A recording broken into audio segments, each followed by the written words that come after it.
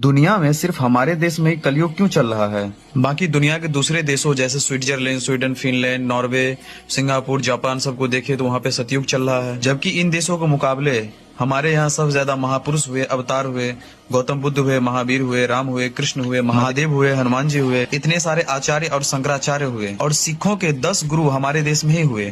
फिर भी हमारे देश में कलयुग क्यों है? हमारे देश में नेता सबसे ज्यादा है, अभिनेता है, लेखक है, बुद्धिजीवी है, कलाकार, पत्रकार, पंडा, पुजारी, कथावाचक, ये सब सबसे ज्यादा है। और दुर्भाग्यवश घूसखोरी भी सबसे ज्यादा है, कमीशन खोरी ज्यादा है, होर्डिंग और कालाबाजारी सबसे ज्यादा है, सोना, चंदन, नशा और मानव तस्करी में भी भारत सबसे ज्यादा है। माफिया राज, गैंगस्टरबाजी, आतंकवाद, नक्सलवाद, पत्थरबाजी और आगजनी, इनमें भी हमारा देश सबसे आगे है। और बात एयर पोल्यूशन की हो, वाटर पोल्यूशन की हो, खाने पीने की सामान में मिलावट की हो, उसमें भी हमारा देश सबसे आगे है। हमारे देश में ही सबसे ज्यादा धर्मांतरण भी होता है। यहाँ प्रतिदिन 1000-1500 व्यक्ति प्रतिदिन अपना धर्म बदलते हैं। हमारे देश में इलीगली बांग्लादेशी, पाकिस्तानी, अफगानी और रोहिंग्या लोग हमारे देश में इलीगली तरीके से रहते हैं। ये घुसपैठिए 5 करोड़ से भी ज्यादा है। और जिस देश में महिलाओं को यत्र नार्यस्तु पूज्यन्ते तत्र देवता ये बोलकर सम्मानित किया जाता है, उस देश में ही सबसे ज्यादा बहन बेटियां गायब होती है। सबसे ज्यादा जमीनी विवाद और रोड एक्सीडेंट्स भी हमारे देश में ही होते हैं, जहां प्रतिवर्ष 2 लाख से भी ज्यादा लोगों की मौत हो जाती है और 10 लाख से ऊपर लोग इंजर्ड हो जाते हैं। तो अब पता चला कि हम विश्व गुरु क्यों हैं।